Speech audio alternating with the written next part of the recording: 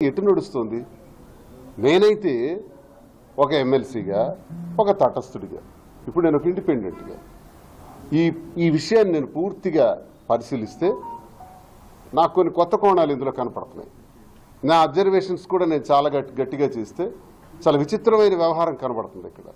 అంటే ఎంప్లాయీకి ట్రాన్స్ఫర్ జరిగితే అదొక సబ్జెక్టు, ట్రాన్స్ఫర్ జరగటం అన్నది నష్టము లాభము ఏది జరిగిందో ఎంప్లాయీకి సంబంధించినటువంటి విషయం.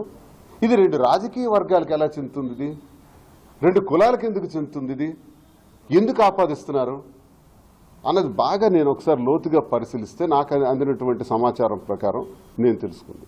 సౌమ్య గారికి ఆ స్కూల్లో ఆమె ప్రిన్సిపల్గా చేస్తున్నప్పుడు ఆ స్కూల్లో జరిగినటువంటి కొన్ని అవకతవకల మీద, ఆ స్కూల్ పైన అందినటువంటి కొన్ని ఫిర్యాదుల మేరకు వాటిపైన రివ్యూ చేయాలని ఆ నియోజకవర్గానికి చెందినటువంటి ఎమ్మెల్యే కోన రవికుమార్ గారు రివ్యూ కండక్ట్ చేయటం జరిగింది.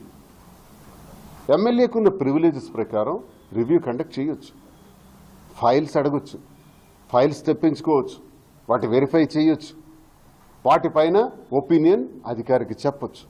ఎమ్మెల్యేకి ప్రివిలేజెస్ ఉన్నాయి. ఎమ్మెల్యే గారు ఒకసారి ఇవన్నీ పరిశీలించిన తర్వాత ఆవిడికి చెప్పడం జరిగింది. తదుపరి పై అధికారికి కూడా ఇన్ఫార్మ్ చేయటం జరిగింది. పై అధికారి అంటే కలెక్టర్ గారు. ఆ పైన ఎస్పీడీ కూడా ఉంటారు కేజీబీకి సంబంధించి. ఇన్ఫర్మేషన్ ఇచ్చిన తర్వాత అక్కడతో MLA role close. MLA is not transferring authority. ఎమ్మెల్యేకి ట్రాన్స్ఫర్ చేసే అధికారం లేదు కదా. ఒక రిక్వెస్ట్ ఇవ్వటం వరకే కలెక్టర్కి. ఆ తర్వాత డిస్క్రిప్షన్ కలెక్టర్ది. కలెక్టర్ దాన్ని వెరిఫై చేశారంట. వెరిఫై చేసి కలెక్టర్ గారు నిర్ణయం తీసుకున్నారంట. కలెక్టర్ గారు ట్రాన్స్ఫర్ చేశారంట. ఇది కదా సబ్జెక్టు. మరి ట్రాన్స్ఫర్ చేసినప్పుడు ఎవరికి సౌమ్య గారు ఎవరితో మాట్లాడాలి? కలెక్టర్ గారితో మాట్లాడాలి, లేదా ఆ సంబంధిత పై అధికారి ఆమెకు సంబంధించినటువంటి డిపార్ట్మెంట్కి సంబంధించినటువంటి ఎస్పీడీ గారితో మాట్లాడాలి, లేదా కలెక్టర్ గారు వేసిన ఆర్డర్ని మళ్ళీ రివర్ట్ చేసే అధికారం, దాన్ని ఇలా చెయ్యొద్దు అని చెప్పగలిగే అధికారం మంత్రికి ఉంటుంది.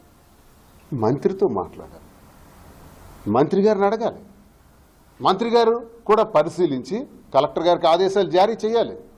నో ట్రాన్స్ఫర్ చేయడానికి వీలు లేదు, ఆమెను అక్కడే పెట్టండి అని చెప్పొచ్చు. లేదు మీకున్నటువంటి ఆ ఎవిడెన్సెస్ ప్రకారం ట్రాన్స్ఫర్ చేయండి అని చెప్పొచ్చు. ఇదేది జరగలేదే. ఇదేది జరగకుండా డైరెక్ట్గా ఎమ్మెల్యే మీద ఫోకస్ చేస్తూ ఆ ఎమ్మెల్యేకి అసభ్యంగా ప్రవర్తించాడని, ఫోన్లో మాట్లాడాడని, మానసిక ఒత్తిడికి గురి చేశాడని ఈ మాటలు చెప్తుంటే నాకు చాలా ఆశ్చర్యంగా ఉంది. We are also public representatives. నేను ఒక ఎమ్మెల్సీగా రెస్పాండ్ అవ్వాల్సినటువంటి అవసరం ఉంది కాబట్టే నేను ఈరోజు అవుతున్నాను. ఒక ఎమ్మెల్యే మీద ఆరోపణ చేసినప్పుడు ఏ పార్టీకి చెందిన నాకు అనవసరం. ఇక్కడ కోనరావు ఏ పార్టీయా, లేదు దీనికి స్పందించినటువంటి వైసీపీ నాయకుల గురించో నేను ఇవన్నీ మాట్లాడదలుచుకోలే. కేవలం సబ్జెక్ట్లో ఉన్న లూప్ హోల్స్ గురించి మాత్రమే మాట్లాడుతున్నా. రవికుమార్ని ప్రశ్నించడంలో, రవికుమార్కి ఆపాదించడంలో, అంటే ఎమ్మెల్యేని ఆపాదించడంలో వచ్చే లాభాలేంటి? సౌమ్య గారు, మీరు ఒక దళిత కులానికి చెందినటువంటి ఒక మహిళగా, ఒక ప్రిన్సిపల్గా మీకు గౌరవిస్తున్నాం, చాలా గౌరవిస్తూ మీకు జరిగిన అన్యాయం ఒకవేళ ట్రాన్స్ఫర్ జరుగుంటే, ఆ ట్రాన్స్ఫర్లో మీకు అన్యాయం జరుగుంటే, కలెక్టర్ గారు మీకు అన్యాయంగా ట్రాన్స్ఫర్ చేసుంటే కలెక్టర్ గారితో మాట్లాడడానికి దువ్వాడ శ్రీనివాస్ ముందుంటాడు మీకు జరిగిన అన్యాయం పైన. లేదు మీరు మంత్రి గారినే ఆశ్రయిస్తే మంత్రిని కౌంటర్ చేయడానికి కూడా దువ్వాడ శ్రీనివాస్ సిద్ధంగా ఉంటాడు. ఇది మీరు గుర్తుంచుకోవాలని కోరుతున్నాను. మీరు ప్రజాప్రతినిధుల మీద ఆరోపణలు చేసేటప్పుడు ఆరోపించండి. ఆయన నాకు రిఫర్ చేశారు, ఆయన నాకు ట్రాన్స్ఫర్ చేయమని చెప్పారనండి, తప్పేం లేదు. కానీ ఆయన నాకు అసభ్యంగా ప్రవర్తించారని మీడియాలోనూ రకరకాలుగా వస్తుంటే ఇది ఒక మెంబర్గా నేను కూడా దీన్ని రియాక్ట్ అవ్వాల్సినటువంటి అవసరం వస్తుంది. మీ దగ్గర ఏదైనా ఆధారాలు ఉంటే పొనివ్వండి. ఓకే, రవికుమార్ గారు మీకు హింసించినట్టు మానసికంగా కానీ శారీరకంగా కానీ హింసించినట్టు ఒక్క ఎవిడెన్స్ ఇవ్వండి. I will counter the Ravikumar also. Even Kona రవిని కూడా నేను అడుగుతాను, ఇలా ఎందుకు జరుగుతుందని అడుగుతాను. మీరు ఎందుకు ఇలా చేశారని ప్రశ్నిస్తాను. మీరు ఎవిడెన్స్ ఇవ్వండి అని అంటున్నా. ఒక్క ఆడియో ఉంటే ఇవ్వండి. సింగిల్ ఆడియో ఉంటే దాన్ని నేను చాలా ఛాలెంజ్గా తీసుకొని మాట్లాడతాను. ఎవరి వైపు మాట్లాడడానికి కూడా నేను వెనుకాడు. ఎవరికి అదిరేది లేదు, బెదిరేది లేదు. నేను రవినైనా సరే ప్రశ్నిస్తానని అంటున్నాను. మీరు అవేవి పెట్టలేదే, సాక్ష్యాధారాలు ఎక్కడా లేవే. మీరే ఒక మీడియాలో లేదు, అలా అనలేదు, అలా జరగలేదు, అలా మాట్లాడలేదు అని అన్నారే తప్ప మీరు ఎక్కడ సాక్ష్యాలు చెప్పలేదు. చెప్పకుండా ఏంటిది రచ్చ ఏంటి, ఏం జరుగుతుంది అసలు? నాకు అర్థమవుతుంది ఏంటంటే ఇది ఒక కుల రాజకీయం జరుగుతుంది ఇక్కడ ఈ జిల్లాలో.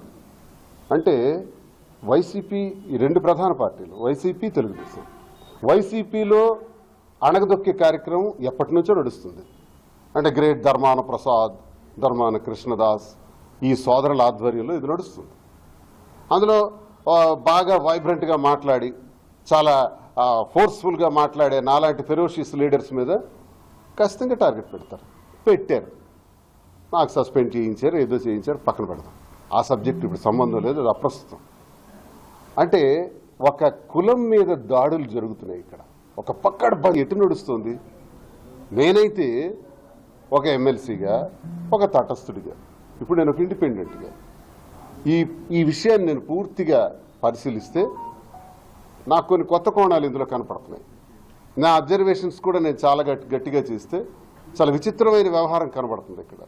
అంటే ఎంప్లాయీకి ట్రాన్స్ఫర్ జరిగితే అదొక సబ్జెక్టు, ట్రాన్స్ఫర్ జరగటం అన్నది నష్టము లాభము ఏది జరిగిందో ఎంప్లాయీకి సంబంధించినటువంటి విషయం. ఇది రెండు రాజకీయ వర్గాలకు ఎలా చెందుతుంది, ఇది రెండు కులాలకు ఎందుకు చెందుతుంది, ఇది ఎందుకు ఆపాదిస్తున్నారు అన్నది బాగా నేను ఒకసారి లోతుగా పరిశీలిస్తే నాకు అందినటువంటి సమాచారం ప్రకారం నేను తెలుసుకుంది.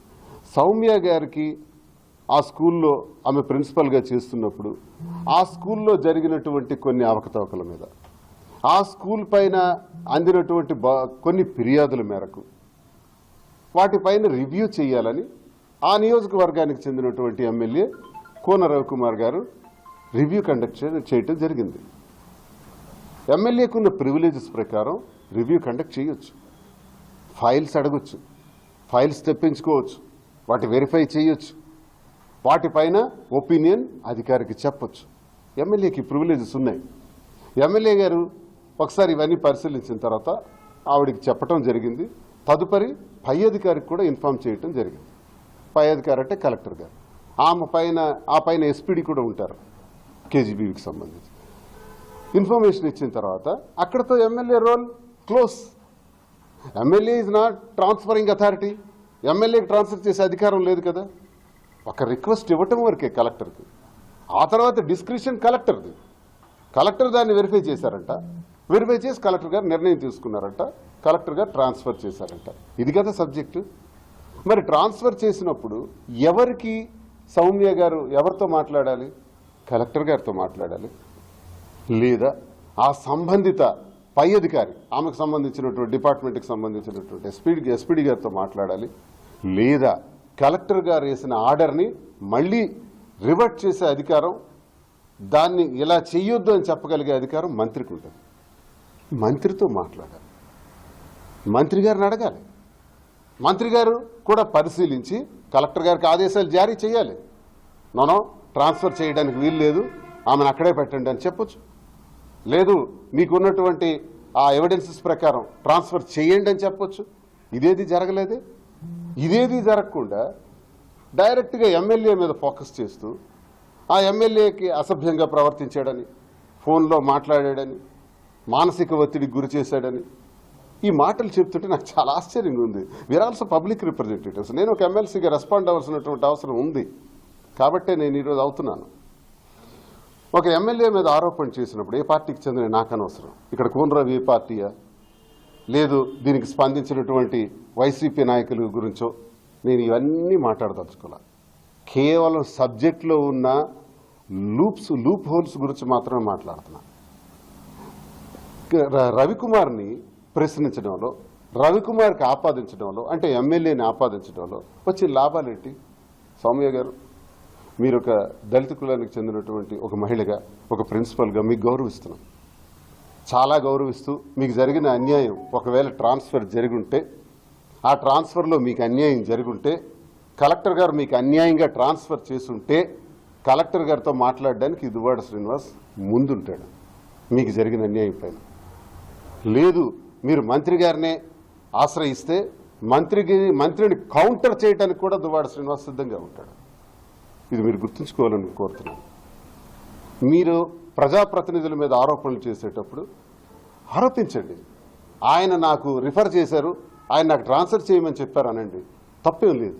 కానీ ఆయన నాకు అసభ్యంగా ప్రవర్తించారని మీడియాలోనూ రకరకాలుగా వస్తుంటే ఇది ఒక మెంబర్గా నేను కూడా దీన్ని రియాక్ట్ అవ్వాల్సినటువంటి అవసరం వస్తుంది. మీ దగ్గర ఏదైనా ఆధారాలు ఉంటే పొనివ్వండి. ఓకే, రవికుమార్ గారు మీకు హింసించినట్టు మానసికంగా కానీ శారీరకంగా హింసించినట్టు ఒక్క ఎవిడెన్స్ ఇవ్వండి. I will counter the Ravikumar also. Even cone రవిని కూడా నేను అడుగుతాను, ఇలా ఎందుకు జరుగుతుందని అడుగుతాను. మీరు ఎందుకు ఇలా చేశారని ప్రశ్నిస్తాను. మీరు ఎవిడెన్స్ ఇవ్వండి అని అంటున్నా. ఒక్క ఆడియో ఉంటే ఇవ్వండి. సింగిల్ ఆడియో ఉంటే దాన్ని నేను చాలా ఛాలెంజ్గా తీసుకొని మాట్లాడతా. ఎవరి వైపు మాట్లాడడానికి కూడా నేను వెనుకాడు. ఎవరికి అదిరేది లేదు, బెదిరేది లేదు. నేను రవినైనా సరే ప్రశ్నిస్తానని అంటున్నాను. మీరు అవేవి పెట్టలేదే, సాక్ష్యాధారాలు ఎక్కడా లేవే. మీరే ఒక మీడియాలో లేదు, అలా అనలేదు, అలా జరగలేదు, అలా మాట్లాడలేదు అని అన్నారే తప్ప మీరు ఎక్కడ సాక్ష్యాలు చెప్పలేదు. చెప్పకుండా ఏంటిది రచ్చ ఏంటి, ఏం జరుగుతుంది అసలు? నాకు అర్థమవుతుంది ఏంటంటే ఇదొక కుల రాజకీయం జరుగుతుంది ఇక్కడ ఈ జిల్లాలో. అంటే వైసీపీ, ఈ రెండు ప్రధాన పార్టీలు వైసీపీ, తెలుగుదేశం. వైసీపీలో అణగదొక్కే కార్యక్రమం ఎప్పటి నుంచో నడుస్తుంది. అంటే గ్రేట్ ధర్మాన ప్రసాద్, ధర్మాన కృష్ణదాస్, ఈ సోదరుల ఆధ్వర్యంలో ఇది నడుస్తుంది.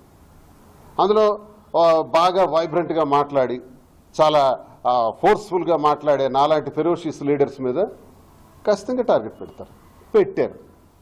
నాకు సస్పెండ్ చేయించారు, ఏదో చేయించారు, పక్కన పెడతాం. ఆ సబ్జెక్ట్ ఇప్పుడు సంబంధం లేదు, అది అప్రస్తుతం. అంటే ఒక కులం మీద దాడులు జరుగుతున్నాయి ఇక్కడ, ఒక పక్కడబందీగా జరుగుతున్నాయి.